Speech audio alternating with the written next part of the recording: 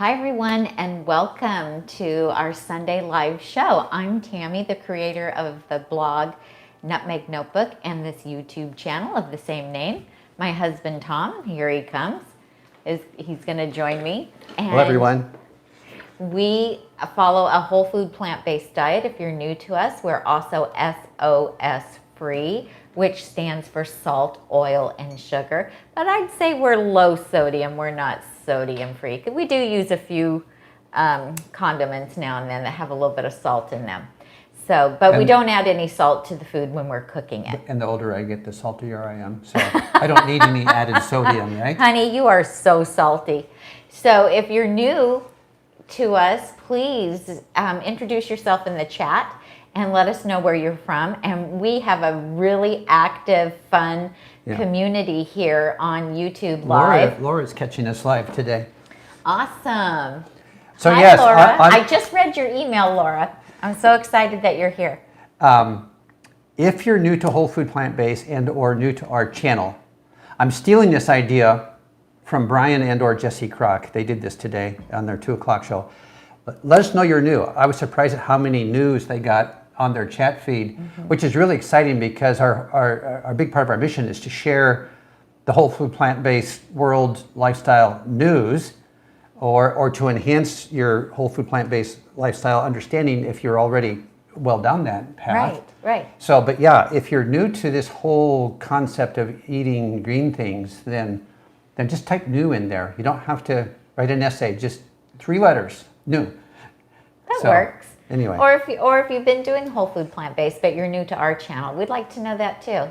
So, anyway, so we have a blog called Nutmeg Notebook that we would love for you to check out as well. We have hundreds of recipes on there, a lot of recipes that we haven't made YouTube videos for, and we have quite a nice library of YouTube videos as well. So we have been doing a little series of lectures in the recent weeks. So if you're interested in eating healthier, losing weight, need a little help with that. The lectures have been going on longer than a few weeks. All right, 41 years for you. But it's worked well, hasn't it? You're turning out really well, I'd say. I'm new here. You are not new here. So go back and check. We've done calorie density, sequencing your meals, how to break through a plateau, how to deal with cravings. I have a video on our top tips for weight loss. We have lots of cooking videos. We have videos on different appliances that we like to use. I'm a kitchen gadget nut. I love kitchen gadgets. So we have videos on our favorite kitchen gadgets. So do take a look and see what we have in our library and on the blog that might appeal to you. We did get a notice about a week ago that, whatever the last regular upload, the recipes are often what we call in the YouTube world an upload, where we pre-record it, I edit it, and then we upload that. It's titled, it's searchable. It's a little chunk of information that's usually pretty specific, and there's now over 100 of those on the site. And then another, what are we on, episode 54? So another 54 of the live programs. So there's a little material there to go through in case you have extra time on your hands. Yeah, so we usually do a live on Sundays at 4 p.m. Today, I don't have a specific topic.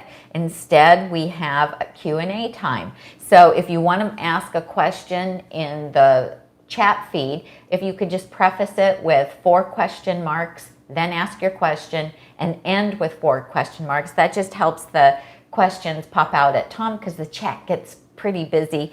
Everybody has made friends, which is fantastic. And so there's a lot of discussion and talking going on. If you have a friend on the channel, push the thumbs up. Or if you have a question mark, push the thumbs up. And then you just want a thumbs up.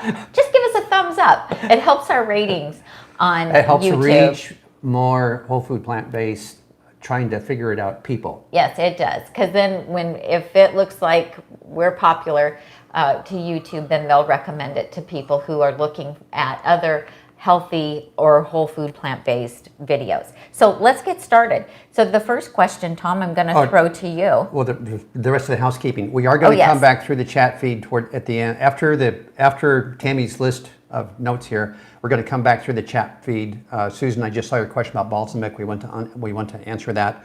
Mm-hmm.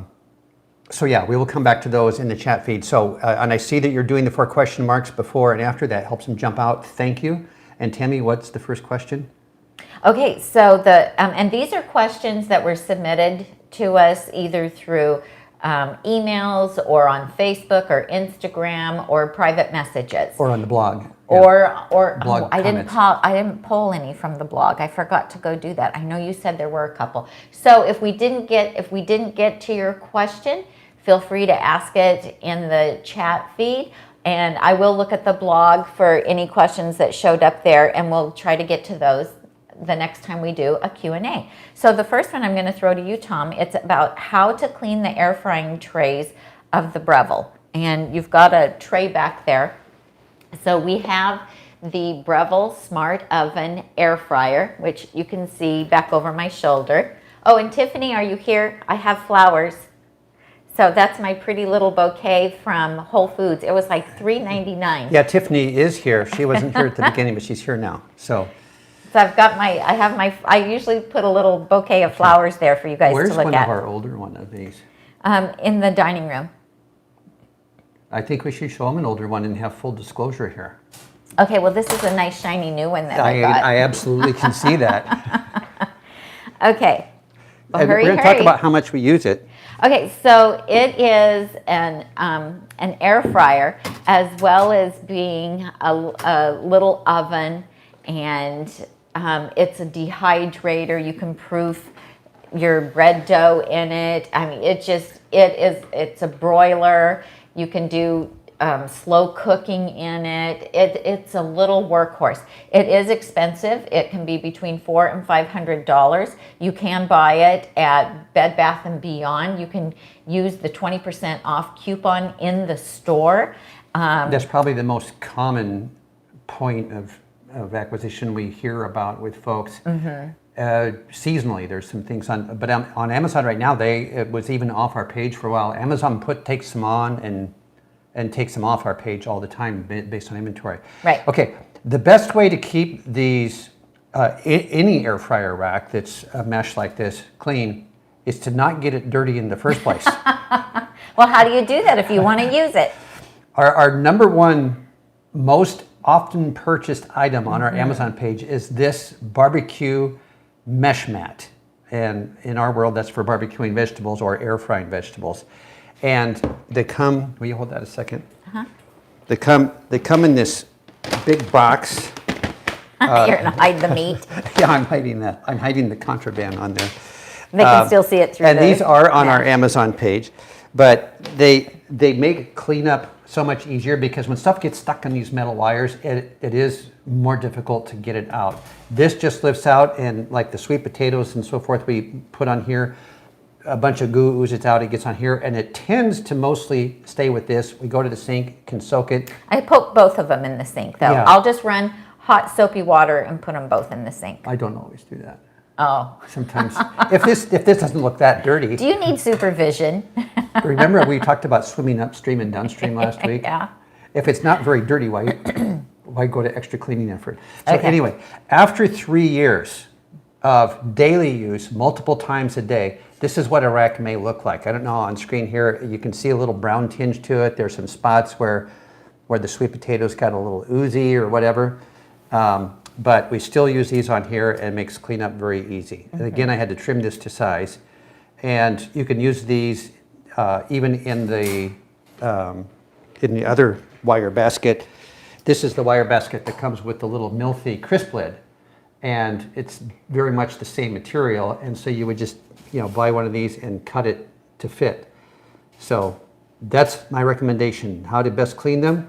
avoid getting them so dirty in the first place. Yeah, just use the liners. That really helps. Yeah. And then if you wash them right away and don't use it again, because if you use it again in the air fryer or on bake or broil or whatever, then what was already on there is going to get stuck on don't more. leave it in and use it again and bake it on even worse. Yeah. That's right. And so what I usually do is I run hot soapy water, and then after I've usually it's the sweet potatoes that I'm doing in it, then I'll just take the rack and drop it down in my sink in the hot soapy water and let it soak for about 10 minutes, and then it comes off really easily. And occasionally on the YouTube video with regard to these air fryers, we'll get a question about somebody about cleaning up after something that contains a lot of oil or grease, and how do we deal with that in our oven. Well, we don't, because we don't ever cook anything that involves any kind of animal-based fat or anything in there. So we don't use oil, so we're not getting... So the inside of our oven, that bottom tray comes out and it cleans up shiny like brand new, because we're not baking on any kind of animal products. Yeah, so I just use the 3M, the blue scrubby, the blue one that it's... kind of a non-scratch. Non-scratch, and a little bit of Barkeeper's Friend on it, and it keeps it shiny and looking great. So thank you, Tom. So then there's a question about veggies for breakfast. So if you follow Chef AJ's program for ultimate weight loss, or if you watched our calorie density video and I talked about eating vegetables first in the morning, somebody asked, well, what about second breakfast? I don't have time for a second breakfast. I only have time for 3 meals a day. Explain this to me. So what it is when you start with vegetables for breakfast, those are only 100 calories per pound. And that's really a good way to start, because it's savory. It doesn't set you up to crave more sweets. And if you include dark leafy greens, you get the benefit of the thylakoids that are in dark leafy greens that work as an appetite suppressant, and they help curb cravings. But if you don't have some starch, you might get hungry before lunchtime, because even if you eat a whole pound of vegetables, it's only going to, of non-starchy vegetables, it's only going to be about 100 calories. And depending on how physical you are in the morning, it may not be enough to sustain you until lunch. And so you can have that vegetables followed by some starch. And the starch could be, it could be a potato, it could be a sweet potato, a Japanese sweet potato, it could be some rice, it could be oats if you want oatmeal, it could be quinoa, it could be any type of starch, it could be squash, just to help you stay satiated so that you can make it until lunchtime. Then another question is, so I'm going to cross these off. Do you always purchase organic produce? Do you pay attention to the Dirty Dozen and the Clean 15? I'm going to let you answer this one. We always hit the organic counters and islands first when we go to Costco or to Whole Foods. So if we can buy organic, we do. I do sometimes cringe at the price. The organic blueberries might be $9 for this tub, and 2 pallets over might be the non-organic ones for $4 or $5 a tub. But they're if it's thin, you leave it thin skin, you leave it on and you eat it. And so we want to move away from having pesticides going to us unnecessarily. But all of the plant-based doctors and nutritionists will say that it's better to eat a green any way you can get it than to not eat it because it's not organic. So I would say percentage-wise, probably 85% of what we buy is organic. At least. Yeah, at least 85%. Yeah, usually more than that. We're very fortunate where we live here in Northern California that we have stores that sell a tremendous amount of organic produce, and especially our Costco. So, and that varies depending in the area that we live in, which Costco you go to. But the one that we shop at carries a lot of organic produce. And so, and it's the most economically priced organic produce that we can buy, especially given the quantities that we eat. So you can Google the Dirty Dozen and the Clean 15, and the Dirty Dozen every year is reassessed, and they make a list that tells you what the highest pesticide residue content vegetables are. And usually it's the berries for sure are on that list. So I won't buy non-organic strawberries or blueberries. I just... And you pass on the peppers too. And peppers, yeah, peppers, just because I eat a large quantity of those, and so I just don't want to be ingesting a lot of the pesticides. But as Tom said, like Dr. Greger and all of the plant-based doctors say, it's better to eat the fruits and vegetables, whether they're organic or not, than, you know, to get hung up on what's organic and what isn't. And then there's the Clean 15, and that's the top 15 fruits and vegetables that test with the least amount of pesticides. And so then you can feel more comfortable about purchasing those conventionally grown rather than organic. And so that's a good balance, because I know not everyone can afford the organic. And so that might be a good balance. Just, you know, look for the Clean 15 and, you know, save the organic dollars, dollars for organic for the ones that are really high in pesticides. So that's just what we do. And then do you want to, people were asking me, like, how can they submit questions to us for our Q&As? Okay. Well, as I described on the earlier beginning of this feed, the 4 question marks before and after help us spot your questions when we go back and scroll through the feed after Tami's presentation is over.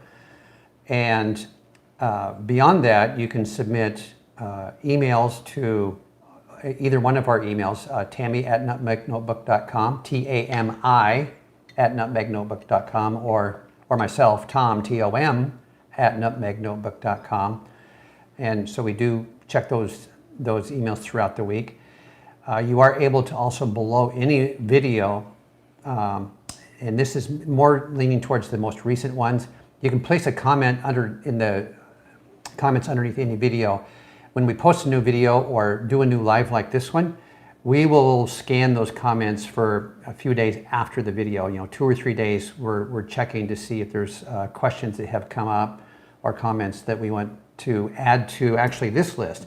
Some of the items on this list may well have come off of comments from last week's video. So, you know, the one place where you can leave a comment is on the blog. We do get notifications from WordPress when somebody makes a comment on a blog. So if you're on the blog looking at a recipe, feel free to leave a comment or question there. We do get flagged by the WordPress system that there's a comment there for us to. It actually comes directly to Tami's email in basket, and so we can have a look at that. Or if you've made a recipe and if you've tweaked it or added to it or deleted from it and and it turned out great, you know, please share that on the blog comment as well. So we love the interaction at any port of entry. You can leave comments on Tami's Facebook posts. She's not responding to comments there, but she will make note of them and add them again to this list. And then what happens? No, that's if they send me a private message. Private messages go to the list. Getting too many of them, and oftentimes they're the same questions over. So private messages go to your list here. Yeah, because I just don't have time to answer, you know, all the individual questions. So, and we've made a lot of videos for things that come up a lot. So check our video library. Like I get asked how to bake potatoes a lot, how to air fry potatoes. We have videos on those. When I ask her what time is dinner, she says, please go check frequently asked questions posted on the left-hand drawer of the upper cupboard on the south side of the kitchen. You're naughty. He's really wound up today. Can you tell? We've been home way too much. He needs some interaction. I didn't get to do any yard work this morning. Oh, is that what the problem is? Okay, so then, thank you, Tom. Then somebody asked, why make a chopped salad? So if you're new to us, you don't know that we're known for our chopped salads, we have a video all about that if you want to learn how we make a chopped salad We use a 15-inch wood bowl and a mezzaluna knife, and we have a video showing you that. If you don't have a wood bowl and a mezzaluna knife, we have a video showing you 3 different ways that you can make a chopped salad without a wood bowl and a mezzaluna knife.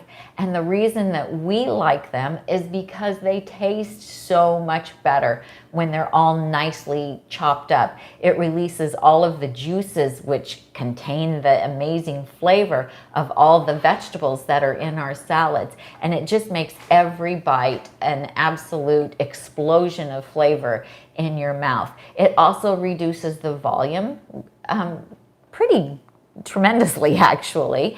You know, we start with a big pile of salad and it reduces the volume of it. Not that we don't still have to chew, because it still takes us a good 45 minutes to eat our salads. But because it releases all those juices, it also reduces the amount of salad dressing that you need, or you may not need any salad dressing at all. And we like to also add a little bit of fruit to our chopped salads. That adds a little bit of sweetness and a little more moisture, and also reduces the need for a lot of salad dressing. So, and then the question is, what salad dressings do you use? We have on the blog a creamy balsamic dressing, and we also have a YouTube video, creamy balsamic dressing. It's made without any nuts. It is just made with balsamic vinegar and some seasonings and beans, canned cannellini beans, give it the thickness and the creaminess instead of using nuts. And it's become a very popular recipe with the oil-free group, and people tell me that they feed it to their regular family. They just don't tell them what it's made from, and everybody loves it. And I have a couple variations if you want to use it for like coleslaw. I have a variation for that.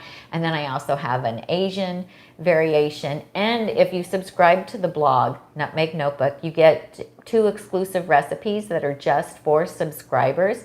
And one of them is for a strawberry balsamic, which this is the perfect time to be making that one because it uses fresh strawberries. But we've gotten so that we just love either a little bit of salsa, and I have a bunch of different recipes for making your own salsa on the blog. So there's a mango lime cilantro salsa. There is a salsa verde. There is an easy red salsa. There's my fresh, it's like a pico de gallo. I was going to say pico de gallo one. Yeah. Yes. So, and those are all wonderful. We love those in our salads, but we also love California balsamic vinegars. And these are flavored vinegars. They are made locally here in Northern California. The balsamic vinegar comes from Modena, Italy, and then Thomas and his wife Ethel flavor them in a variety of different ways, and they have become our absolute favorite vinegars. We have no affiliation with the company or Thomas and his wife, but we just really love their products. We've recommended them to our friends and our viewers, and everybody loves them. So I've been getting a lot of questions lately about what my favorite flavors are. And you know, I kind of go through spurts where I use certain ones for a while and then I'll change up. But the Simply Lemon, I absolutely love. I use this a lot on my salads because it's not overpowering, and it's light and kind of delicate. It's wonderful with broccoli and asparagus and even my chopped salads. And then in the summertime, I also happen to love the garden dill mustard seed. These labels are really tiny. So there it is, Simply Lemon. Yeah, and so their website is californiabalsamic.com. And so this is the Where do you dill. want to go with that one? We'll just put it back here, I guess. Okay. The dill mustard seed. I love this. It's so great in my salads in the summertime. So with tomatoes and onion and asparagus and broccoli, if you like. Talk about mixing that. Yeah, and so the ones that have a lot of the fresh herbs in them, those will collect at the neck of the bottle. And so what we do when we open it is we just take like a bamboo skewer, and we put it down in there to knock it down and stir it around really good and put the lid back on and shake it really good. It's kind of a good little workout for you just to get that mixed up. So, and after you've poured out a little bit of the vinegar, then it gets much easier to get that to blend. You just have to shake it really good. So this is a favorite of mine for the summertime, just because of that flavor profile. They've come out with the new ruby red onion, and I really like the ruby red onion, and I will blend it. I'll mix it with a little bit of the lemon and do a little bit of both in my salads or over vegetables. And then sweet heat, I love. I use this one. Like if I only got to pick one, I might pick the sweet heat because I use it in my Mexican chopped salads. I'll pour it on tacos. It's not really hot. Thomas, the owner of California Balsamic, he doesn't like hot food, spicy hot food. And so he made this to his particular taste buds. And so it just has a little tiny hint of heat, but it is super delicious. I love it on veggie burgers. It's just all around absolutely delicious. And then the Gilroy garlic is also another favorite, and I like to do these 50-50 just because the sweet heat and the garlic are so good together. So oftentimes I'll take two of them and just blend them together on a salad or mixed vegetables. But whatever flavors you like, you can't go wrong. They're all so good. What do you have hiding behind here? So, and then these are the little squeeze bottles. And so I carry these like in my lunch bag. I also keep a couple of them in the car. Then if you decide to get a takeout salad or some takeout Chinese food, which we ask for ours to be made without oil, then you have a little bit of vinegar that you can flavor them with.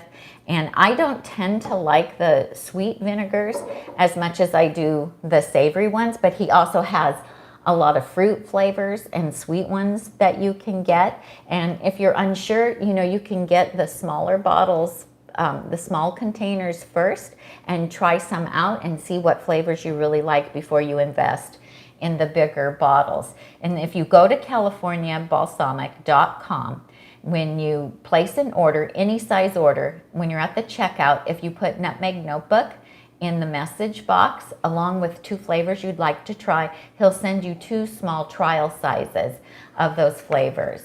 So somebody asked if I've tasted the new Italian one that he's coming out with in August, and yes, I have, and I absolutely love it.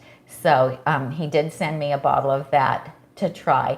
And then I can mention it because he mentioned it on Chef AJ's show the other day. That question came through the feed. So, because we were sworn to secrecy at first. And he did mention that he's doing a cucumber one, and he did send me a sample of the cucumber, and it is amazing. He didn't tell me what flavor it was. He said, guess what this is, and it's the cucumber. And he did mention it. So Thomas, if you're watching, I am not spilling the beans. You already spilled them. So, so those would be my favorites, and these are low acidity, and so they're thick and syrupy, and even the dark vinegar ones are slightly sweet because they are aged and they're such a low acidity that it just makes them sweeter. He does not add any sugar or any sodium to these, so I think there's like 9 grams of sugar to a tablespoon of them, and that is from the natural sugar that's found in the grapes and in the grape must. Isn't it called must? And so he doesn't add, he has one flavor that has a little bit of maple syrup in it, like a tablespoon or 2 to a good sized bottle. So anyway, those are our absolute favorites. Do we have the apricot? Linda Fletcher is liking the apricot on her salads. Yeah, I have the apricot. Okay. It's good.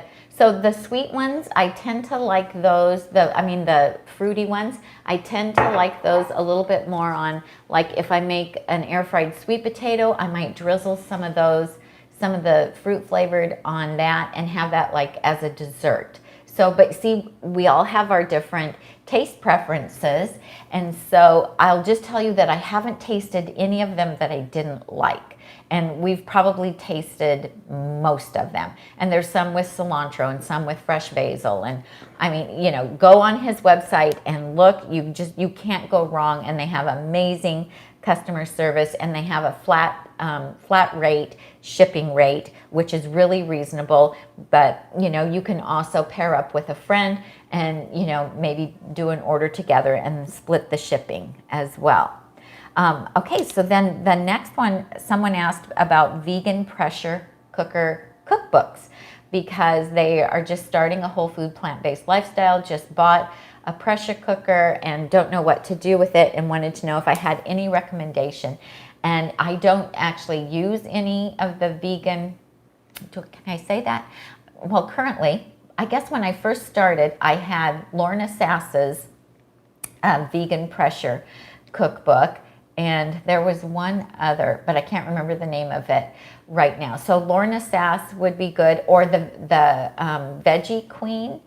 So if anybody has any recommendation for a vegan pressure cooker book, the problem with most of them is they do use oil, and they might use some of the higher fat foods that maybe we don't use. And so you can just eliminate using the oil in them if they're asking you to saute any vegetables or anything with oil first. You can use a little bit of water. I think one cookbook is Vegan Under Pressure. Yeah, I remember that one. Yeah, Vegan Under Pressure. So maybe look for... and Lori Herman saying that Kathy that Hester has some IP cookbook Okay. recipes, but they're not all SOS free compliant. Yeah, so you just have to, you know, look at the recipes, eliminate the ingredients that you don't want, and go from there. So like Chef AJ has a lot of videos and recipes for using the pressure cooker. Why is your timer going? It's time for me to check your battery. Oh, is that what's going? You need to check the battery on my... There's a story behind that. There's a story. Okay, so so check Your battery's that out. good. And then I have pressure cooker recipes on the blog and also the YouTube channel. So check those out. There are some Facebook groups for vegan pressure cooking. And so just do a search on Facebook and find those. Just know that they're not all whole food plant based. Okay, and then I've been getting a lot of questions about what to use in place of bananas in dessert recipes. And I think that you can try using mango instead of bananas. It's really just going to depend on the recipes. And if you want to make my quinoa banana oat muffins, but you don't like recipes or you're allergic to recipes, I just think I would look for a recipe. Bananas, allergic to bananas, you mean? Yeah, some people are allergic to bananas and some people just don't You like said allergic them. to recipes. Oh, did I say recipes? Well, sometimes you might be allergic to recipes and not want to cook. If you're allergic to bananas, or you just don't, or you don't like them, I would just look for a muffin recipe that doesn't use bananas. And the reason we use bananas a lot for in the SOS free recipes is because they offer a delightful sweetness. And you know, when you let them get really spotty and brown, they're super sweet. The sugar comes out in them, and that's why we use them in our recipes. But you could play around and try some different fruits. I've been getting also requests to try to do recipes to help people who have different food allergies.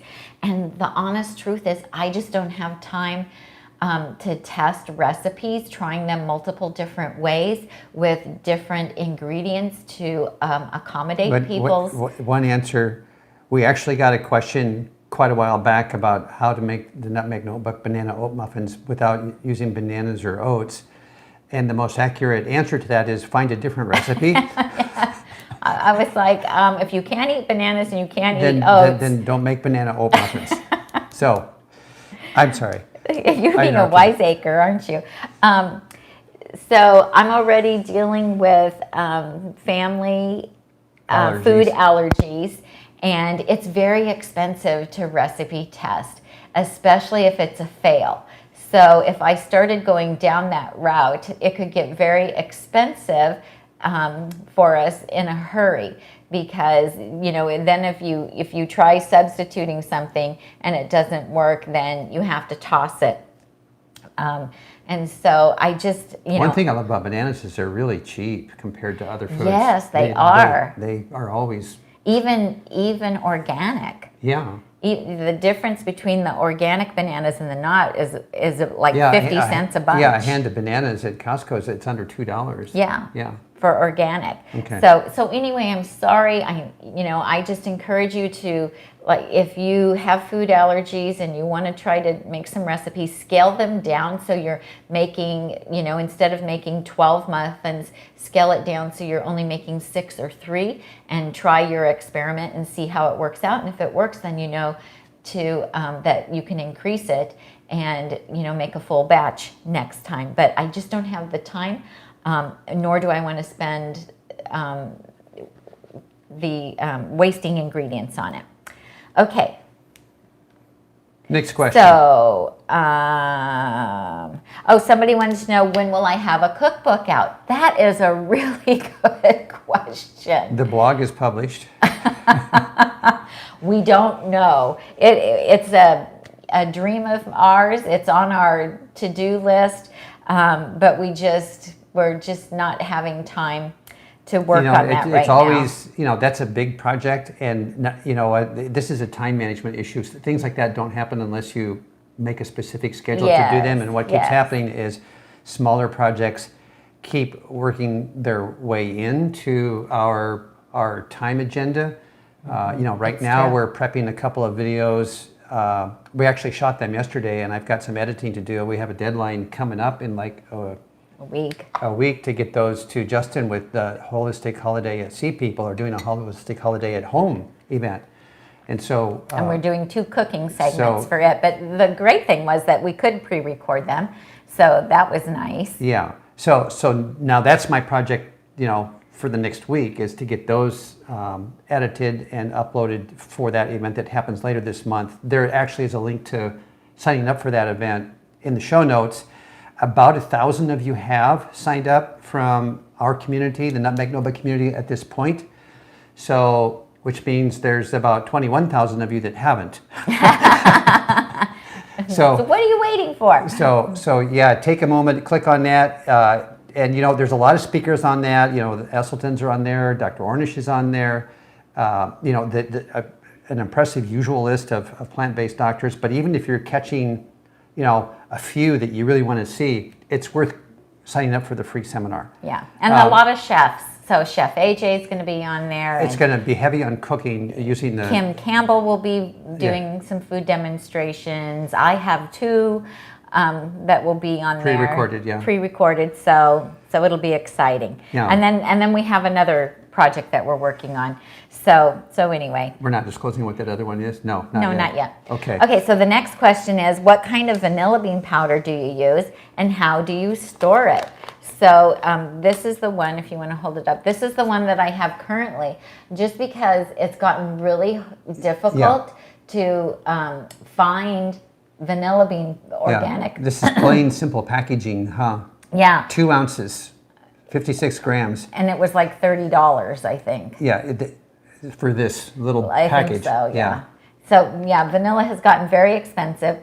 So this is the one that I'm currently using. I think we have it on our page, on our Amazon shop page. If you go to our Amazon shop page, Tom has a link to it down below.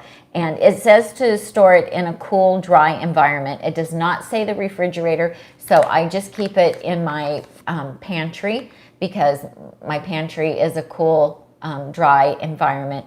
And so that's where I keep it, and it seems to be working fine. And it's just real expensive, so I'm very careful when I measure it, and I try not to spill any of it because it's just too expensive. Yeah. Look at Gina is not signed up yet. So Gina, you're going to need to step out into the hallway and go to the show notes and click on that link and get signed up for the free seminar, and then come back. So. Yeah. So I was going to say, in the meantime, for the recipes off the blog, what I do is I just have printed them because we have them so you can print them.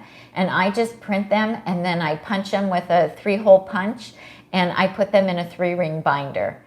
Because I'm like you, I prefer my recipes to be in a book form as well. But, and then I just put them in the binder and then I can make notes on them. You know, so if I decide to change something or what have you. So that's how I deal with it. You know, in the meantime, just we've touched on this before, Google is an awesome search engine. So if you Google Nutmeg Notebook, salsa, Nutmeg Notebook,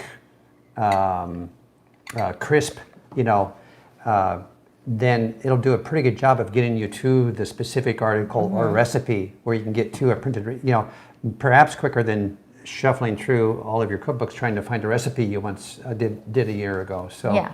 So don't forget to use your search engines. You can go to the Nutmeg Notebook site, and it's got a pretty good search engine right built into the site where you can just type in salsa, and all the salsa recipes will come up, or all the potato recipes will come up, or if you just put in muffins, you'll get muffin recipes. Right. Next. Okay, why are your videos so long? Because there's a lot of information to share about the whole food plant-based lifestyle. We are focusing these days to do an initial presentation first within the first hour. And then it's your time after that. We let it run as long as the questions are keeping the conversation moving forward.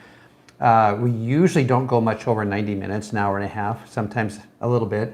But the intent is for the delivered or the packaged or the planned information to be within the first 1 hour.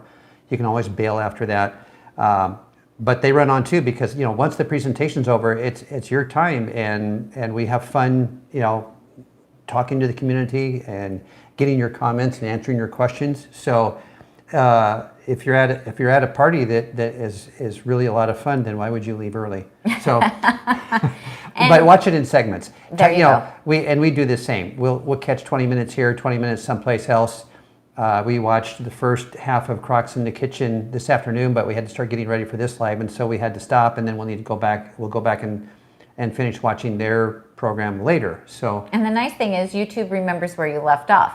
Yeah. So you can pick up where you left off. So some people tell us that they watch our longer videos in 20-minute segments.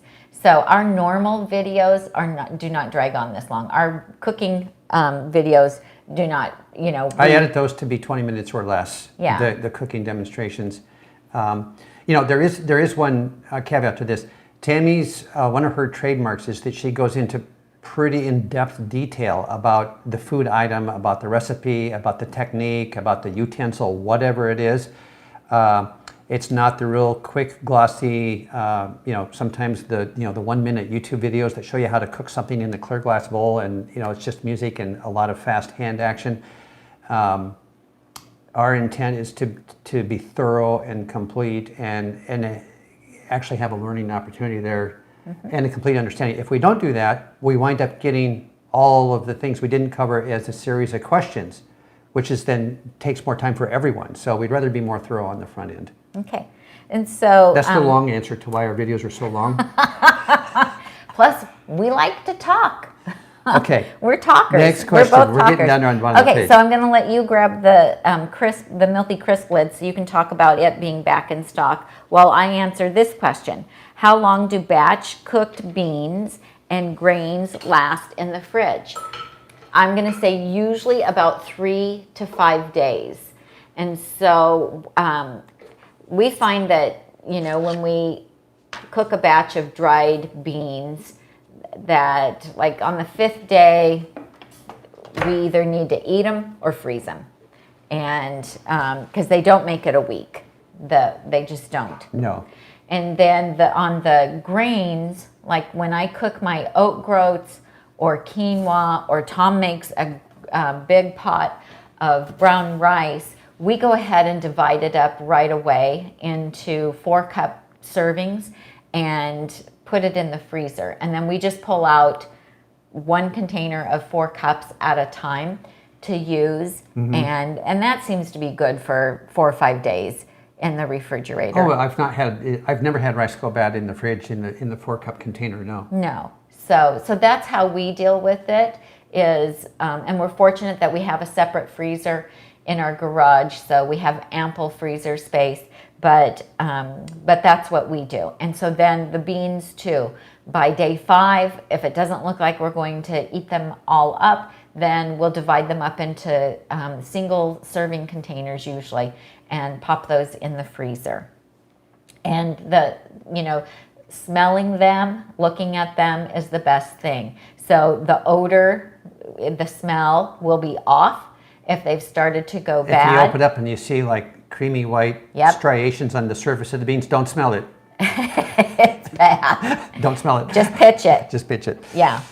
So if you know that you're not going to be able to eat them up before 3 to 5 days, drop them into your SouperCubes freezer things. Yes. And turn them into little frozen bean bricks. Yep. Okay. Yeah. So the Mealthy CrispLid, we had been getting a lot of questions about it, and it was out of stock, and so we are affiliates with the Mealthy company, and they just emailed us a few days ago to say that the CrispLid is back in stock. So, the pandemic kind of slowed everything down. So you want to tell them how this works? There is a heating element, and it's some kind of glass, a very hot heating element inside here. It works just like our Breville air fryer, just on a much smaller scale. But what do you put it on? Yeah, that's what I was going to say. Oh, sorry. You had a whole spiel. We need that same rule that the Crocs in the kitchen have about when one of us is talking, the other one shouldn't interrupt. So, although I did notice for those of you that were on their show today that Brian did more interrupting than Jessica, just for the record. Just saying. Okay, so this goes on a 6-quart or an 8-quart stainless steel only lined pressure cooker, any brand, and effectively turns it into an air fryer.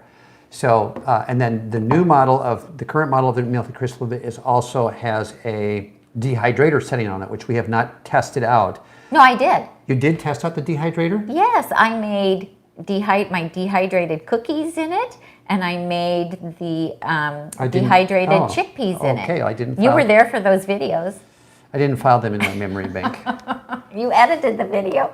So, okay. And it worked really well. Okay. Of course, this is the basket that comes with it, so the capacity of it is much smaller than my Breville. But for travel, for a small kitchen, it's wonderful. Should I finish talking about the lid now? Sorry. That's twice. This rubber mat comes with this thing. I'm just bringing it out, and it has this handle. When you lift the handle, it automatically turns it off, and then you need to keep this nearby because this is hot, but that's why they give you a silicone heat mat to set it down on, because you don't want your fingers anywhere near that. So just to emphasize that is a necessary thing to do. This does air fry potatoes or whatever you put in it equally as effective as the Breville. And faster. And it's faster because it's a smaller space. Mm-hmm. So if you have a short counter space, or there's just one of you, or you're only going to air fry a few things, then this is a handy little alternative for currently around $60 or so. Yeah. To check out. So there is a link in the show notes if this is on your list, and there is a discount if you use Nutmeg Notebook in their coupon code. I think it knocks $10 off the price. And we have a video all about it. Yeah, and that actually was a question to go by. What is a CrispLid? Is there a video? Yes, there is a video. It's linked in the show notes, and so you can. And that is about the first model. Yes. It does not talk about the quick to forget dehydrator function, which I have recently been reminded of. And in that one, it was a shorter basket too, because they have now made it a deeper basket that comes with it. You should put that in the frequently asked questions chart in that cupboard for Tom that says you can dehydrate in the CrispLid, and the answer is yes. Okay, I can do that for you. I need an FAQ page. So then the next question is about what brand of oatmeal do we buy? Oh, well, I'll pick that up on the way back from getting rid of this. Okay, that'll work. Oh, and I think they can just see a little corner of the monitor over here, or maybe not. So when I'm looking over here, Tom set a That's monitor. The oven. Yeah, Tom set. That's your phone. There's no monitor there. No, I see that now. Tom set a monitor up for me over here because I was always having to look across and try to read the comments. So when I'm looking over here, it's because we have a monitor over here. During the live show, this lady was always getting in my space. Honey, I thought you liked me getting close to you. So, do we shop at Winco? Yes, we do. For this. So, oh, there's a hole over here. It's only It's the just a first tear. layer. Oh, it's only good, the first layer. good. So we used to buy, what was the brand before this? Something Grains. Yeah, I can't remember at the moment. And they discontinued it. But they stopped carrying it. the point of this, I don't know how we first learned about this, because we go through so many oats. Well, we went there to see if they had them in bulk. And yeah, we went looking for bulk, and we found 25-pound bags and in organic. And so at Winco Foods. Winco Foods, and so this is if you're in another part of the country, it's a large discount grocery store. Not Whole Foods, not Nugget, not Publix.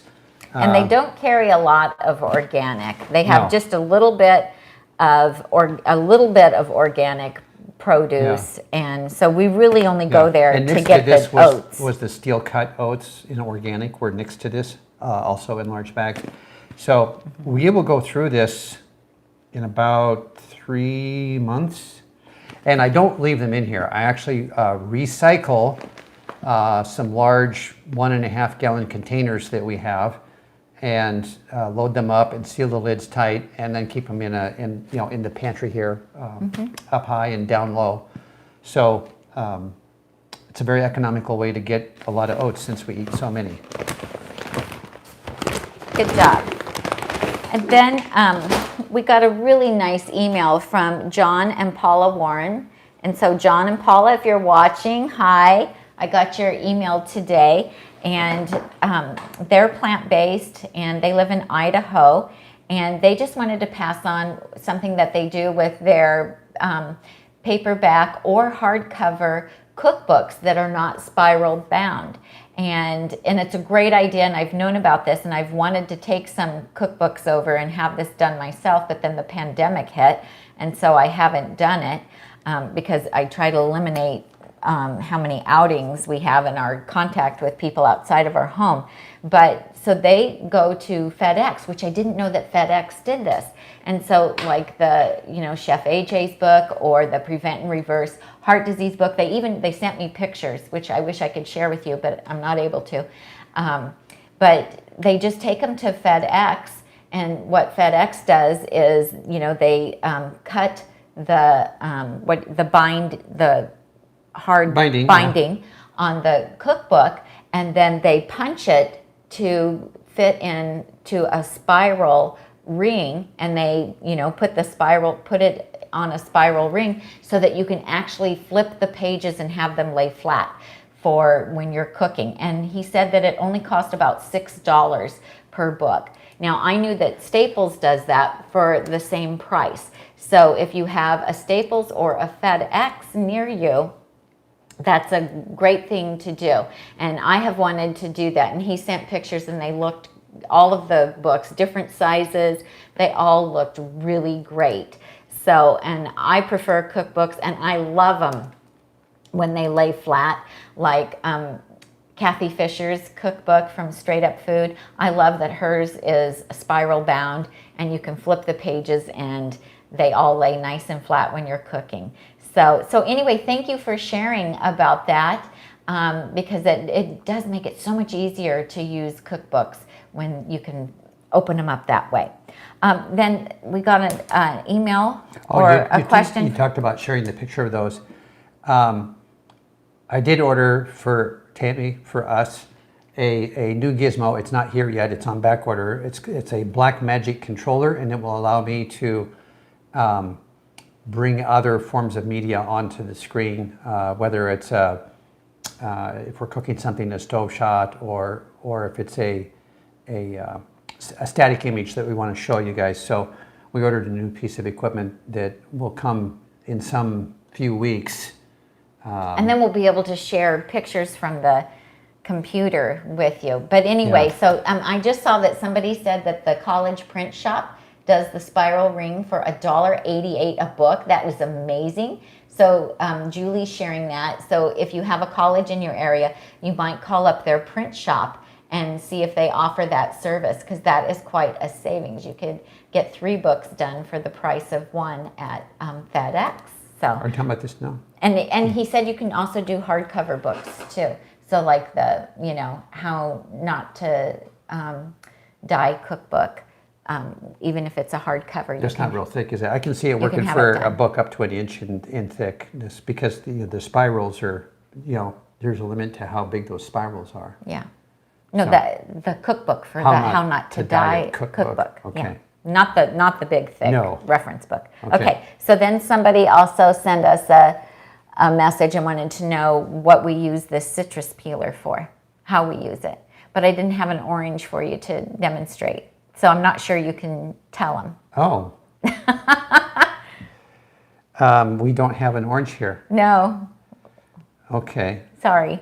Well, it's got a little barb on the end here, and you just put that in the top of the thing, and you drag it around, so it cuts right around the full circumference of the orange, and you do that 2 or 3 different directions, and then you can just peel those sections off very easily using this that has a mild bend to it to get under the skin of the orange, and just massage it back and forth and lift that peel off. The idea to keep the inside of the orange sections in good shape and not smashed up or squished up or leaking everywhere. Right. So we've been using these for years. Ever since we got married. Yeah, and we've had to replace them a few times. They're not incredibly durable, but they work wonders so far as getting it clean. They have a little scraper here to make a little orange peel. Yeah, you can. But you use your microplane for getting for zest. zesting. Yeah. Yeah, so that's just. So these are on our website, I think. Are these on the? Do we have those on? It's on our Amazon page. Yeah. Yeah. Okay. Because we like to use them. Okay, that's it. So then we can just go to the feed and. Nothing on the back page? No, how about that? All right.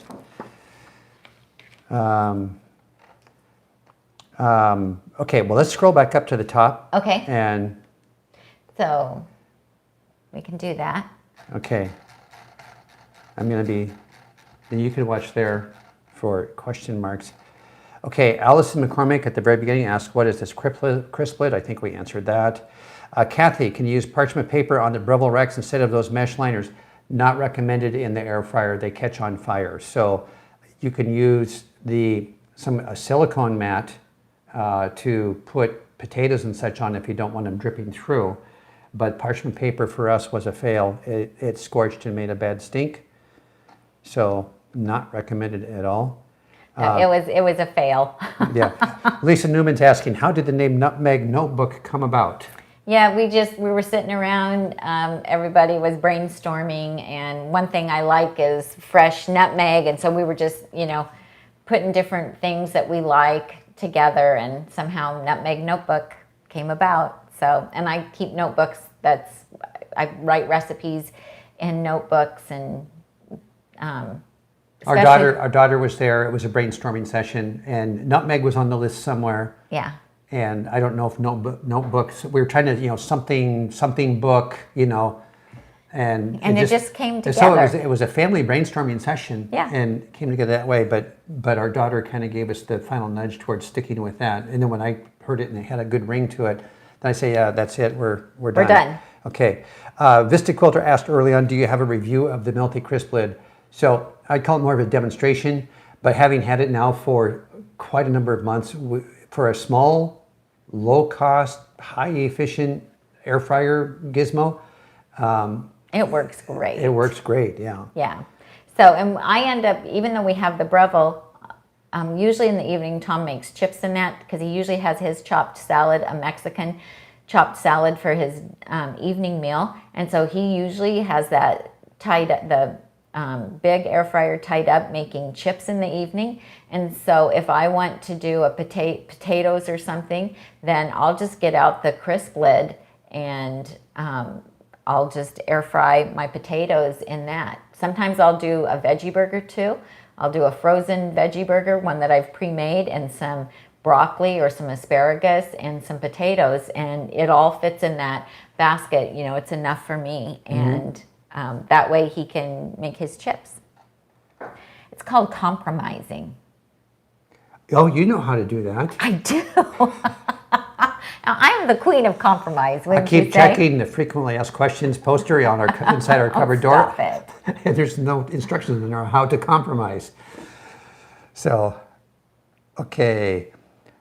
Can you please remind me how the time temperature for regular potatoes and Japanese potatoes, you know, I think differ?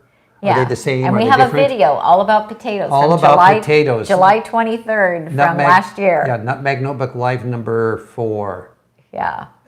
So if you just go into the Nutmeg Notebook video library page and just type in potatoes, that will come up. But the answer is 400 degrees, 1 hour for Yukon Gold potatoes. Yeah. And regular sweet potatoes, just depends on how big they are, but at least an hour. And then for Japanese sweet potatoes and Hana yams, depending on how big they are, usually about an hour and 20 minutes. But lately, a lot of the Hanas have been little really small. tiny. It says that adjusted your time. Yeah, all they need is an hour. And they vary a lot. Hanas can be, you know, Little bitty things. or half the size of a... Or they can be a whole pound. Yeah, just in one potato. So the big ones do take, you know, even 30 minutes longer for the giant ones, Yes. I think. But we just find that the Japanese sweet potatoes and the Hanas taste better if they're cooked a little over an hour when they're the bigger size. Yeah. But Card Shark, that And we video don't- goes into the Details. flavor profiles, serving ideas, how we tray them up and let them cool down. So there's a complete video on that in the library. Okay, Charlene's asking, what's the difference between an air fryer and a convection oven? That's a good question. Air fryers are moving air at a much higher rate of speed, and typically the heating elements are directly above and below in the air fryers, so there's some direct infrared heat energy coming to the food off the heating elements. We do have a convection oven over here, and you know it works great for, you know, multi-rack potatoes. We use that convection setting, multi-rack, so it's moving the warm air around. But in this air fryer, you're more blasting the air, the hot air across there to get more of a heat searing effect, to get the browning effect. So they heat up quicker, they cook faster, and they give you more of a fried finish as opposed to a baked finish. Yeah, but you can do a lot of really good stuff and get some crisp in a convection oven. Yeah, our first whole food plant-based year, we were making our air potatoes in the convection oven, up on the top rack, trying to get some browning. We did that before we discovered air fryers. And you can use your broiler a little bit. So like for the Japanese sweet potato croutons that I like to make for my salads, when I go to my mom and dad's, I just use the broiler because they don't have an air fryer. And so I'll just use the broiler. You just have to watch them a lot closer because things just burn a lot quicker, it seems like, in a broiler. Oh, Tiffany says, thank you so much for sharing those beautiful rocks on our walk this morning. They've been on her mind all day. How creative that is. If you have a moment, you can flip over to our YouTube, our Facebook live this morning, and there's this one house on our walk that there's, you know, an artist in the house, and these beautiful little miniature paintings on all these different shapes, and depending on the shape of the rock, it gets turned into a ladybug or an owl or a cottage, or one of them is a Van Gogh, or your favorite is poop emoji. So on Sunday mornings, not every Sunday, but a lot of times on Sunday morning, when we do our 4-mile morning walk, we will do a Facebook Live on Nutmeg Notebook Facebook page. So, and we'll just chat with whoever's awake. And there's usually maybe about 8 or 10 of us on there, and it's just really fun. Yeah. And we show, you know, different things that we can see on our walk. So if you're up on Sunday mornings between like 6 and 7, join us. Angela Webb has a question. Do you strive to drink a certain amount of water a day, or do you feel you get enough from your food? Yeah, I don't have to worry about it because, well, you know, at lunch I eat my big chopped salad. at lunch, and all the fruits and vegetables are so full of water. And, you know, my body tells me, you know, you're thirsty, drink. And so I don't worry about it. I have my water bottle that I use, and I fill it a couple times a day, and then I drink, you know, out of this. That's beet juice. That's beet juice. It's not Cabernet. Like my lunch today was my steamed vegetables, also known as dump soup. I start with 2 cups of water, and then a pound of vegetables and some potatoes and some brown rice and some mushrooms. And I had a tall glass of water next to me. I don't think I touched the water once because I ate the pound of vegetables. I drank all the broth because it's so tasty. Yeah. And then I'm not feeling thirsty at all. But I've got a lot of water in me. Right. So. Yeah, we don't worry about it. We don't have like a goal to drink so much water a day or what have you. Okay, cruising. You can see if you see question marks over there. I'm catching up to where there were some trolls. Looks like they got taken care of. Are the vanilla powders alcohol free? Yeah, they are. You want to look at the ingredients, but and so it should just be ground vanilla seeds. I guess is it called a vanilla seed or vanilla pod? That's what it should be. For the ingredients, that's all it should be. And so no, there's no sugar, there's no filler, there's no alcohol. Yeah, for that price, it should be uncut. It should be. Fully Julie says, your videos are so long because you're so awesome. Aw, thank you. Okay, Fully Julie says, hi. Giroudi family slipped in here. I did not see that happen earlier. Hello, Brittany. Hi, Brittany. Okay, question marks. Non-food question from Carol Reed. Are you recording on a smartphone on that stand you showed a picture of? Yes. Yes, this is an iPhone 10, this particular one. Mm-hmm. We set the YouTube feed up, as many of you know, in advance, the day before or the morning or earlier in this same day. And then I do all of the other stuff on the computer once I get that set up, and then we broadcast from the iPhone. You know, we had a webcam before, but it kept trying to adjust the color. It kept bouncing the color, the brightness in and out. Mm-hmm. So I stopped using that for this. I do have some new software to try and use our Canon, the same camera I record videos with, because it has a much better depth in the image. But that's another technological experiment that I have yet to sort out. Let's see. You and Jessica Kroc have something in common, but I didn't catch what it was. Probably I was interrupting you. Oh, that's right. But Brian was doing the interrupting today. Okay. Here, Eileen. Oh, that's a question between people. Tiffany is asking, how's the garden going? We're on like day number 80 now of that thing, and the Italian basil is starting. We're having a hard time finding it. It's trying to bloom now, and of course, when basil starts blooming, it's gone bitter. So we got to cut the tops off of it some more. The Genoese basil is still doing fine and fresh. I have ordered new pods to put back in because I think I remember them saying that each crop was good for about 90 days. Yeah, I'll take a picture of it and I'll post a picture of it. It's done really well. And we eat a lot of there's Thai basil and then this other basil, and that's what we eat most of. And it's growing faster than we're eating it. Yeah, so I need to like dehydrate it, I guess, and crumble it up and save it for recipes. But it's been great. We've really enjoyed it. And you ordered some new pods, and I think they're on their way. I ordered the basil. I ordered specific. The last time I ordered 9 different herbs and put them all in. The little ones kind of really got overgrown by the basils because we had mint in there and curly leaf parsley. And did we have thyme or something? Chives, and we had thyme. Yeah. And those, they grew up and kind of flopped over because the basils just got so big above them. So I'm just going to plant 3 or 4 pods and use the real estate to really have good, healthy Thai and Jivanese basil crops. And then we can just, munch on those. But we love them. We love putting the fresh herbs in our chopped salads. Yeah. So if you guys haven't done that yet, try it. Because it just flavor explosions are great in the chopped salads. whether it's basil or cilantro or mint or it's so good. Yeah, I think if we were gonna, I would maybe buy, because this one over here is like front and center behind our kitchen sink.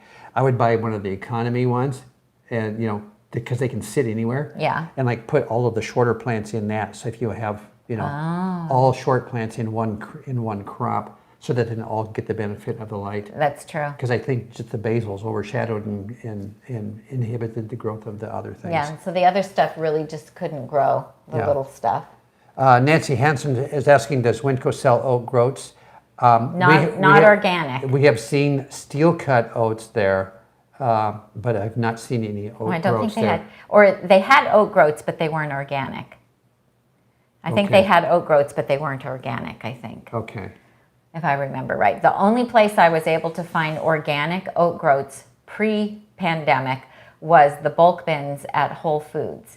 But now that we have the pandemic, they've eliminated the bulk food section and they pre-package everything. And there weren't enough people that bought the bulk oat groats, and so they don't have them. They told me they could order me, was it a 25-pound bag? It was huge. And I said, no, thank you. Too big. That was too long of a supply for so oat groats. We, on our Amazon page, we have the organic oat groats that I've been ordering from Amazon, and I've been happy with those. Yeah. Lori Herman is asking, is that a year's supply of oats, rolled oats from Winco? No, because... About 3 months. Yeah, Tami makes a lot of muffins, share them with the rest of the family. I do have 1 cup of oats in my morning breakfast pretty much every day, so we go through it that way. We use it in our cobbler, our peach cobbler. Cobblers, so a lot of fresh fruits. We buy fresh fruit, and if it starts to get spotty, Tami throws it into any kind of cobbler. Are those dump cobblers? I guess they are. Whatever is starting to go bad gets dumped in a cobbler. How do you store all those oats once you open them? In these large clear plastic jars. I bought some of them at, was it Target? Walmart, I think. Walmart.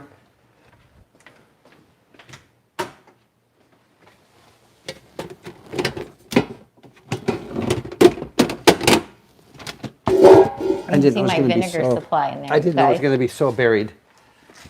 So I bought a bunch of these, and so I opened the bag up and get them all in these clear plastic jars so that we can reuse them and reuse them and reuse them.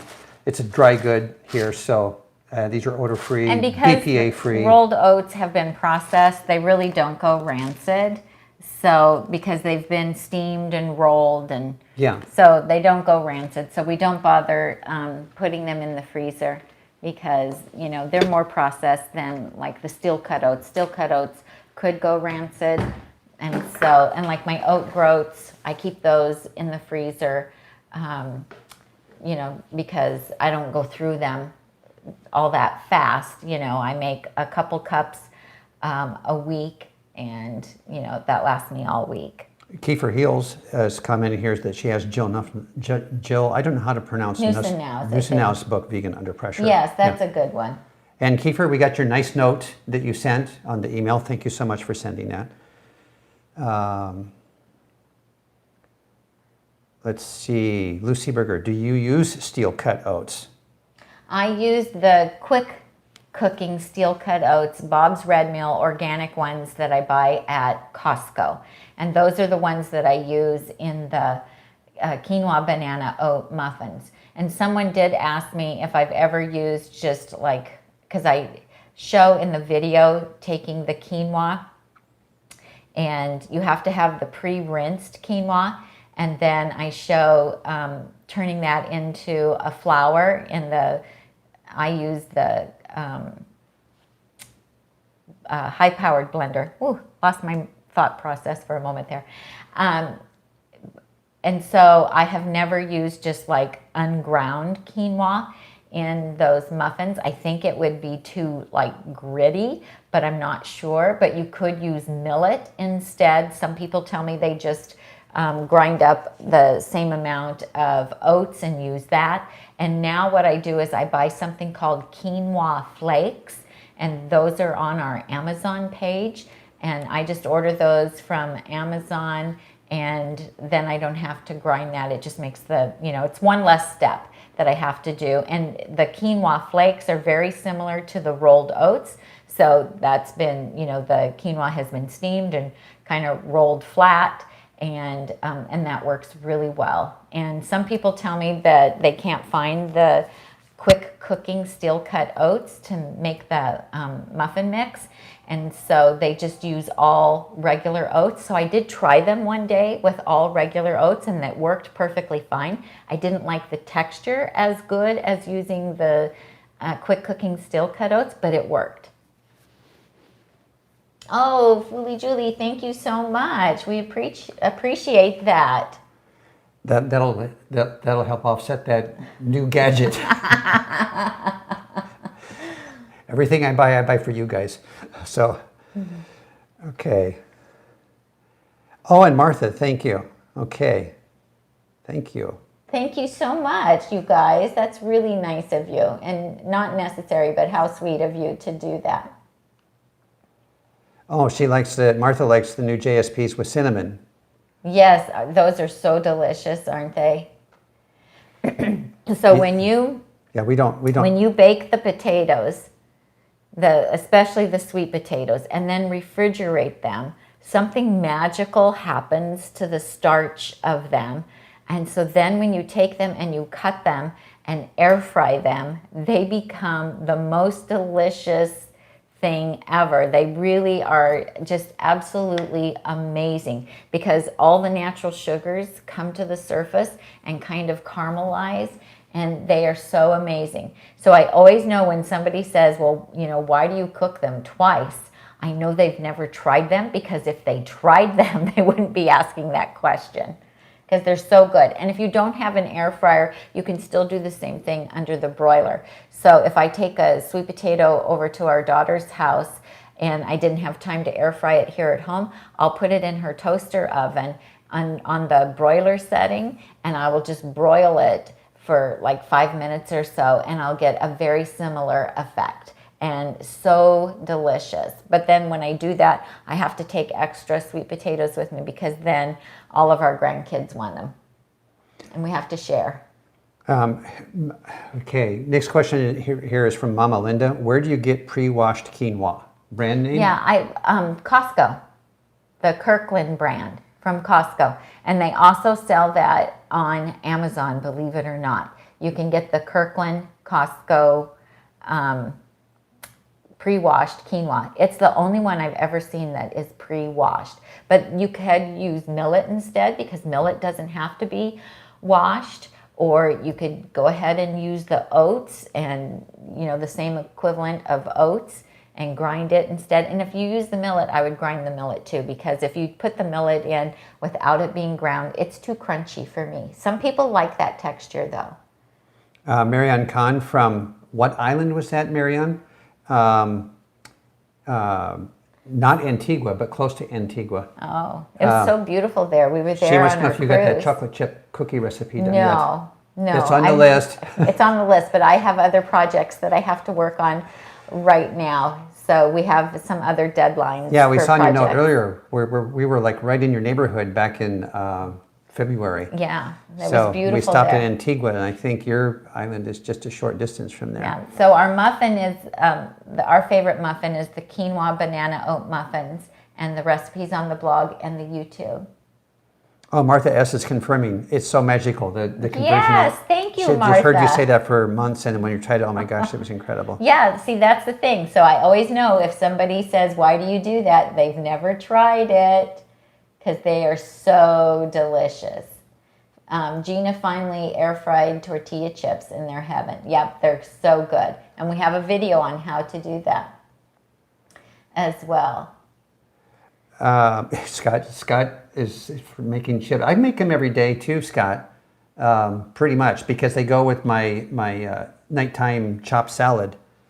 So okay, so the difference between the Japanese sweet potatoes and the Hannah's, and watch the video from July 23rd from last year. Tom said it was say number 4. All about potatoes. It's all about potatoes. Or Nutmeg Live number 4. Because then I show you what they look like, and the Hannah yams are not as sweet as the Japanese. The Japanese are actually sweeter than the Hannah's. So it just depends on your personal preference, but I prefer the Japanese sweet potatoes are my absolute favorite. In some places they're called Jersey yams, and the Hannah's sometimes are called white sweet potatoes. And Murasaki also on the ASP. Yes. Oh, good.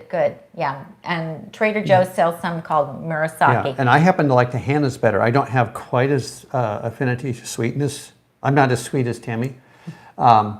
And I tend to like the Hannah's better. You like those? As a snack potato, because for lunch I just take a whole potato and just eat it. I think the Hannah's, maybe you think this too, the Hannah is kind of a mix between like a Yukon Gold and a Japanese sweet potato. It's like the texture, the flavor, yeah, about halfway in between. So if you were to take a Japanese sweet potato and a Yukon Gold potato and marry them, that's what their baby would be, a Hannah. The Japanese are delicious, and if we're out of Hannah's, I absolutely do eat them. But they're kind of a heavier, richer, sweeter flavor. So they're more ooey gooey. They are. Yeah. That's a good description. Ooey gooey is a good description. So if you want ooey gooey delicious heaven, Bonnie, then try those Japanese sweet potatoes. And for some people, they are too sweet, but I have a sweet tooth, and so I really like those. Oh, Carol Reed, thank you so much. Oh, there was another super chat here. A super chat. I couldn't think of what it was called. Thank you guys so much for the super chat. And from Margot Tobias as well. Thank you. That'll help go towards that new box Tom bought. Yeah, Black Magic. The Black Magic controller. She's going to have cutting board cam.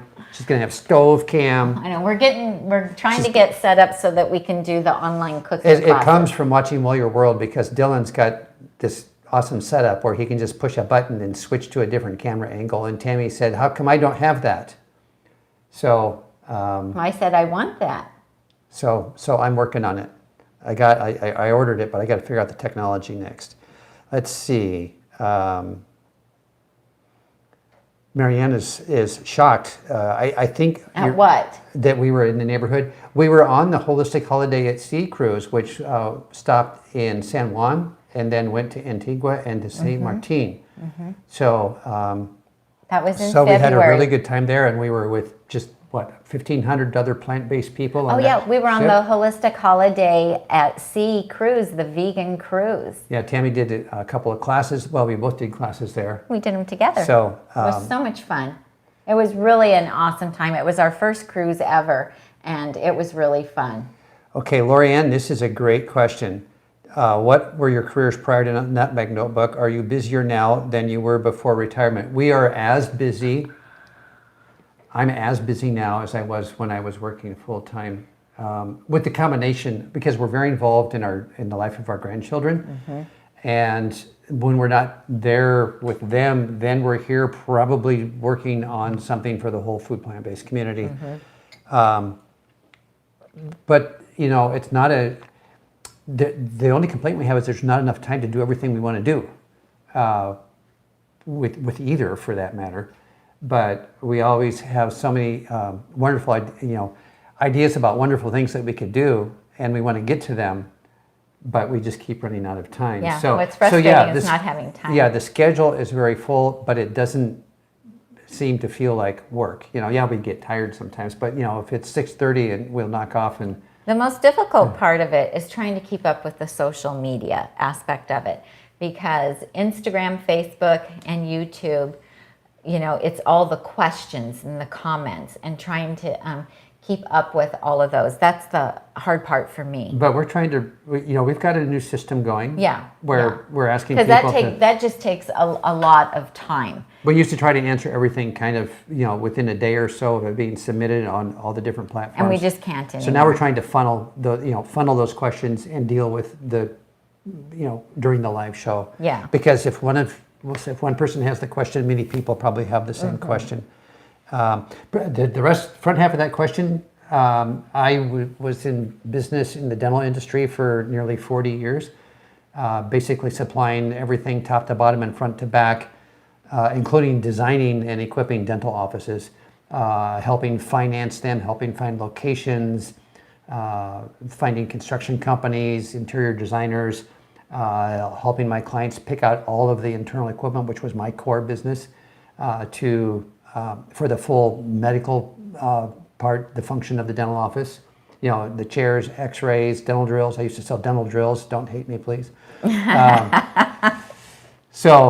then Tami is a full-time homemaker for the last 41 years. Yeah. Stayed home with the kids. I've been eating well for a long time. So there's Margot with pumpkins. Margot, thank you.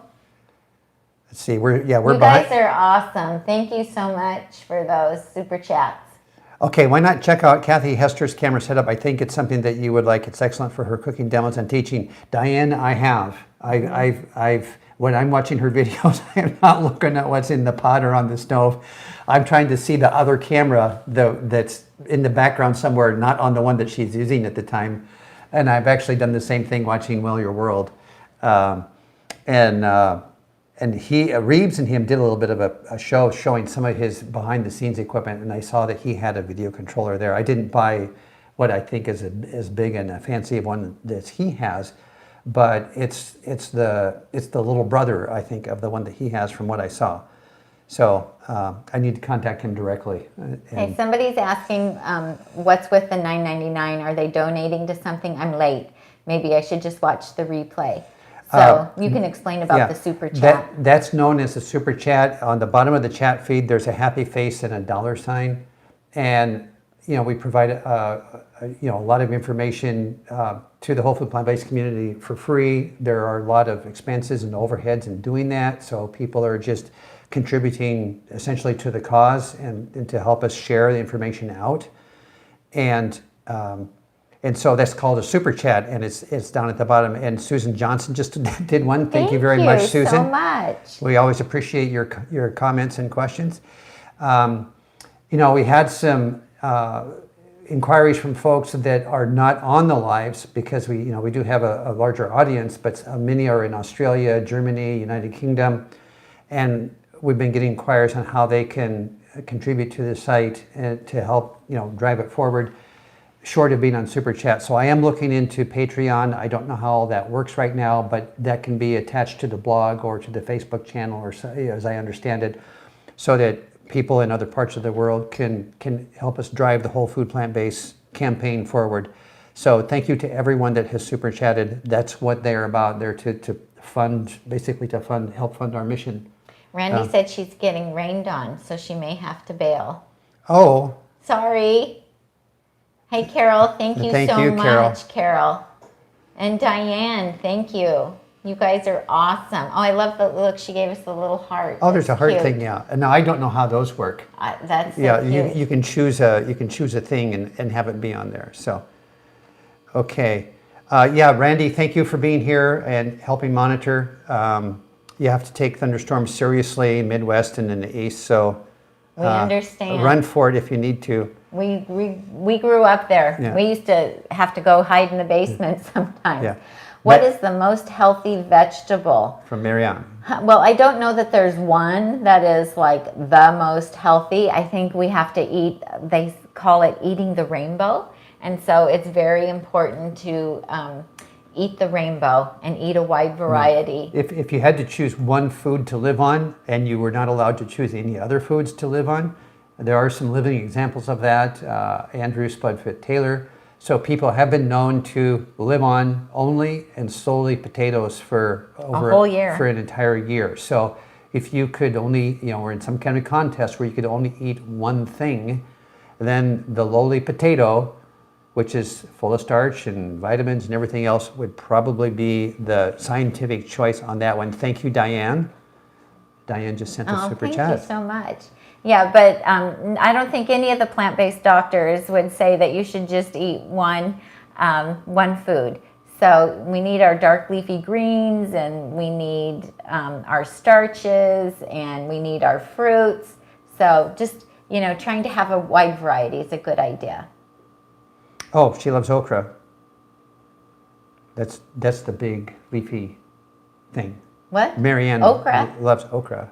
Oh, I thought okra was those little green things that were kind of slimy. Oh, I don't know. Okra? I'm thinking of the great big giant green leafy thing with the kind of red stem. No. What am I thinking I of? don't know. You've been buying it recently, the great big giant leafy things. I can't think at the moment. Okay, I think you're getting tired. Thank you, Nicole. Okay, Collard greens. Collard greens, I am thinking okra. Okra's those long, skinny green. Oh, the white things. No, they're long, skinny green.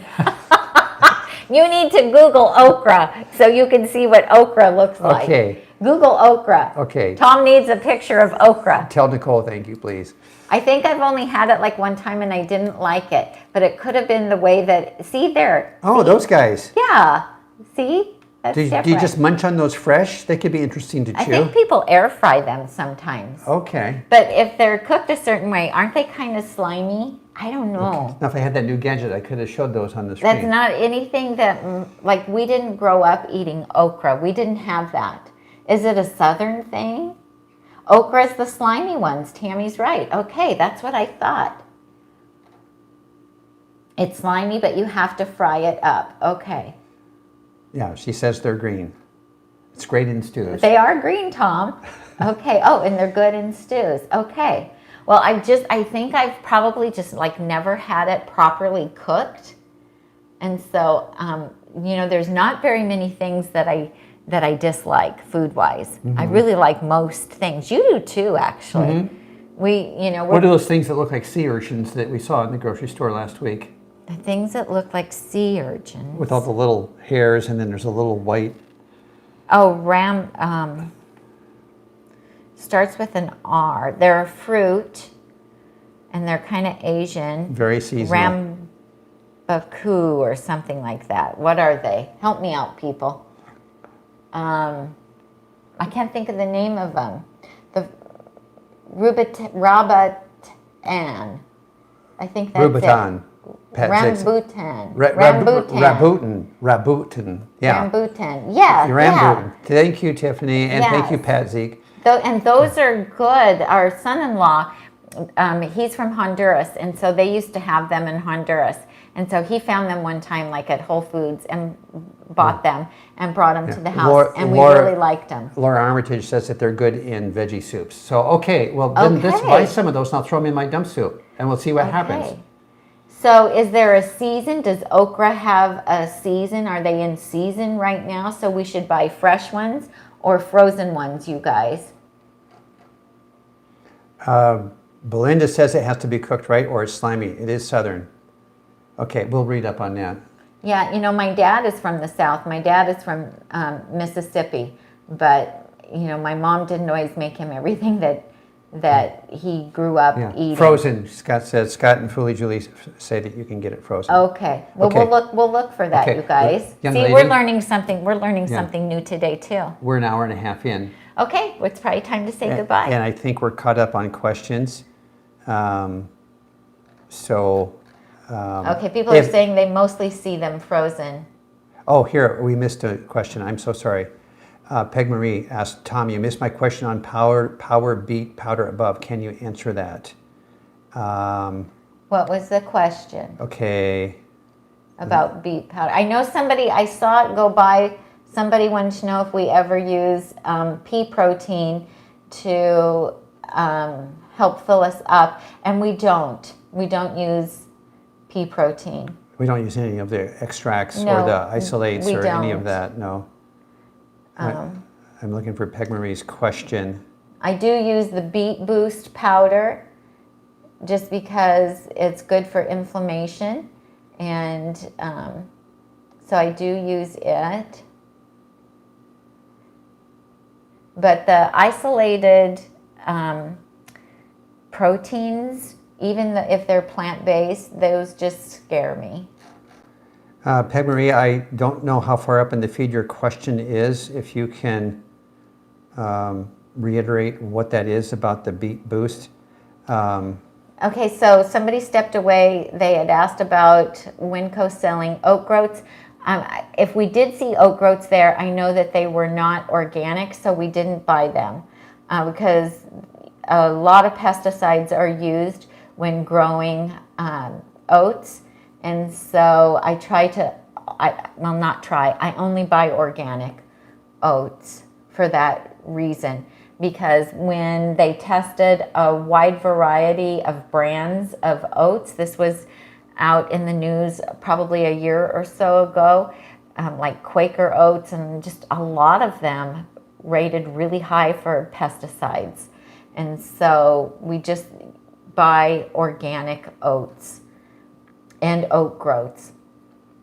And a lot of our food we share with our daughter and her family, and she only wants the kids to have organic food, so we're very cautious about that. Okay, Scott says he's been using the Power Beet powder from Healthy Delights for a few weeks and feel more energy, but I noticed that it makes me constipated. Is that normal, or is it the brand, I'm using? I have not had that problem, Scott, so I don't know. I wonder. We've only used the Beet Boost. I've only used Beet Boost, is the only one that I have ever used. So I don't know if that is normal or not. The brand that you're using, does it have anything else in it besides beets? I'm just curious about that.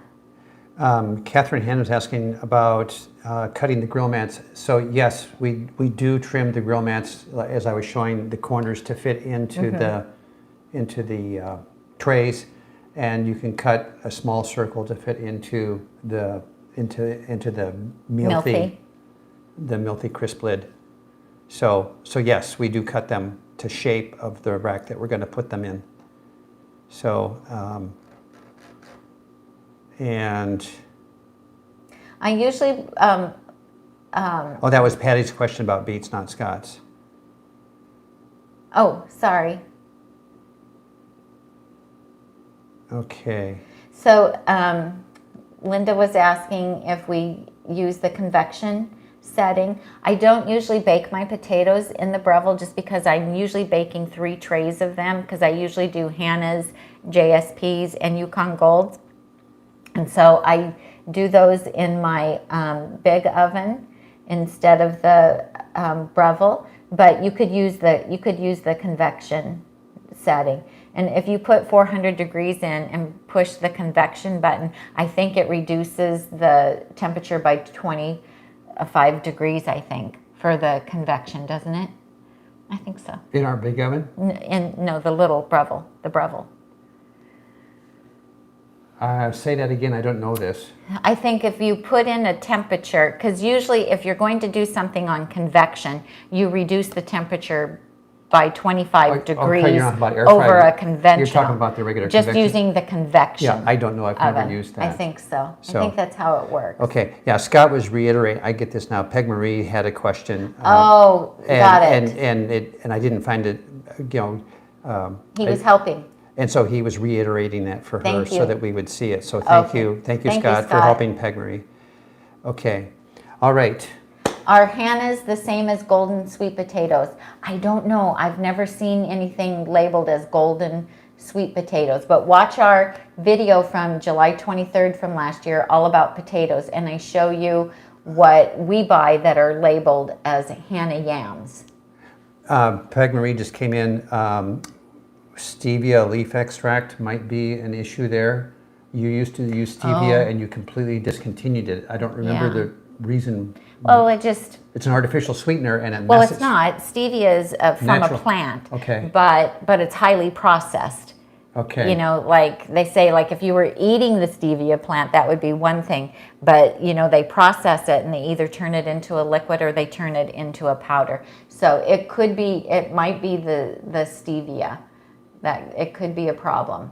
And somebody's asking, does it have, it has gar gum in it. It could be the gar gum. It also has citric acid, natural flavor. There's gar gum in our corn tortillas, and that doesn't bother us at all. Yeah, but I don't eat those every day. But you do. Yeah. Yeah, I don't know. I really don't know. It could be something, you know, obviously something in it isn't agreeing with you. Yeah. The Beet Boost is expensive, but it's very high quality. It is. There's a discount thing on the link, right? There's a 10% discount if you put in Nutmeg Notebook. I think so. Yeah, I have the instruction on that on the site. Okay. Or in the show notes. Okay. So Jesse buys organic oat groats online from Purcell Mountain Farms. Thank you for sharing that.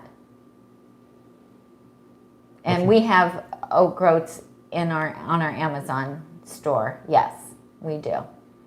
Okay, perfect. All right. Well, I think we're going to wrap it up then. Yeah. If Stephanie's everybody's trying done. to squeak out a question, but We'll just wait a second. So give us a thumbs up if you would. That helps us. Then if you give us a thumbs up, then YouTube will suggest our video to people who are looking for, you know, healthy videos or plant-based videos. So that really helps us out on YouTube. And if you like this video, you can share it. You can click on the share button and you can share it on Facebook. Or you can send it, you can email it to somebody if you think that they would enjoy it. And make sure you subscribe if you're new. And if you click on the bell by the subscribe tab, then you'll get notifications when we go live. If you haven't subscribed to the blog yet, get over there, subscribe to the blog, you guys, because then you'll be on our mailing list. And Tom will send out a reminder on Sundays to you. Stephanie got her to question. remind you. That we're going to be going live. Okay, Stephanie's sliding in the last question here, guys. Doesn't Robbie from Mastering Diabetes use the Beet Boost you use? Is she asking if he uses the brand that we use? I don't know. I haven't read the Mastering Diabetes book, but if somebody else has and you know the answer to that question, you can chime in. Bonnie says she learned quite a bit today. Thank you so much. You are very welcome. That's what we hope is happening. We hope that we are teaching you guys some new information. Yeah. Jen says, thank you for the warm welcome. Delightful show. Thank you for joining us. We appreciate it. Randy, Jessany, and Tiffany, thank you for keeping so busy today. Thank you. Do we follow the medical medium? We don't. We've heard about the medical medium, but I have not read up on him or looked at his videos. I am doing celery juice, and I guess he's one of the people that recommends doing celery juice, and I'm doing that just to help reduce some inflammation from my sciatic nerve pain.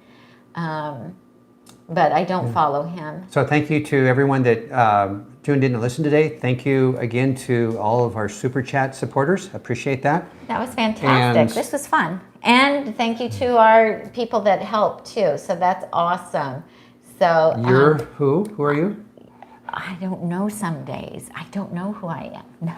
She's Tami. I'm Tami and he's Tom. And we help you get healthy and stay healthy one meal at a time. I've messed up 2 weeks in a row now. Boy, you've got it. You need to go to class. Take two. We help you get healthy and stay healthy one meal at a time. Bye-bye. Thanks, Tom. Thanks, you guys. It's been great. Have a really good week, and we'll see you next Sunday at 4 o'clock.